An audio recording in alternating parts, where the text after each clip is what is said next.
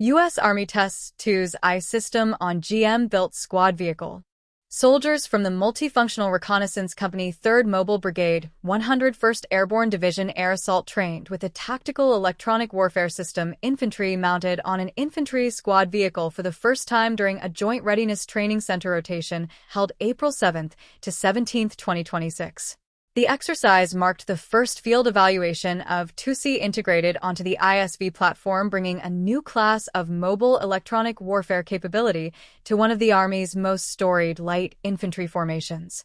The JRTC rotation is the Army's premier combat training environment designed to stress-test units and systems under realistic high-intensity conditions before operational deployment. Running TEWS-I through that environment rather than a controlled test range gave the 101st electronic warfare specialists their first real look at how the system performs under field conditions with the friction and unpredictability of a simulated near-peer fight. According to General Dynamics Mission Systems, the TEWS-I on the ISV creates what the company describes as a middleweight electronic warfare capability more powerful than man-portable systems, but lighter and faster than the heavy vehicle platforms that have traditionally hosted EW equipment in Army formations.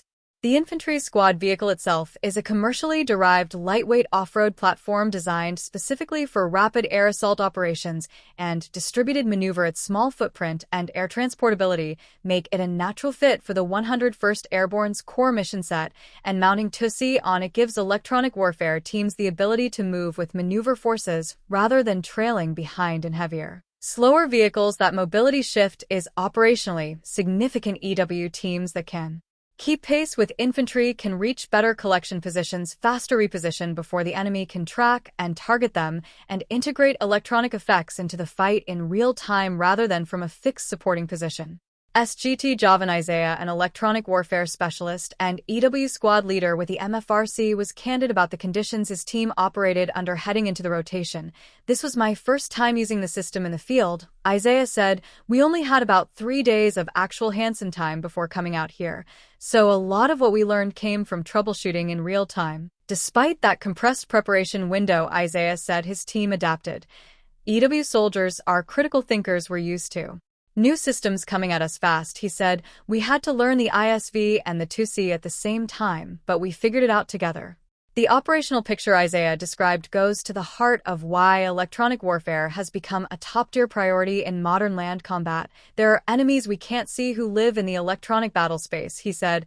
"Our job is to find them, understand what they're doing, and give the commander options to stop them." TEWS-I gives commanders the ability to detect, identify, locate, and disrupt enemy signals, the full spectrum from passive collection through active jamming when authorized. As Isaiah put it, "If the enemy can't talk, they can't fight effectively. That gives our infantry an advantage." The mobility improvement over legacy EW platforms registered immediately during the rotation. Mobility across the battlefield in this modified ISV was a game-changer compared to heavier vehicles, Isaiah said. "We can be employed faster, we can air assault in with the ISV, and we can get to the right place at the right time." That last point, arriving at the tactically decisive moment, captures exactly what the 101st air assault identity demands of every system it fields.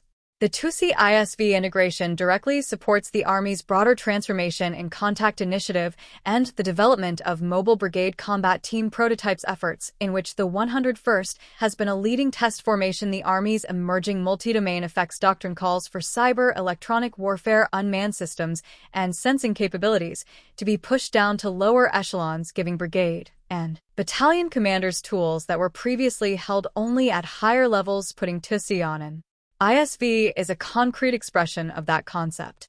The TEWS-I lives up to the air assault name by being a quick deployable fighting force, Isaiah said. "It helps us stay ahead of near-peer threats and operate in a multi-domain environment." With the JRTC rotation complete, the 101st has demonstrated not just a new piece of equipment, but a new approach to integrating electronic warfare into the fast-moving distributed formations that define air assault operations.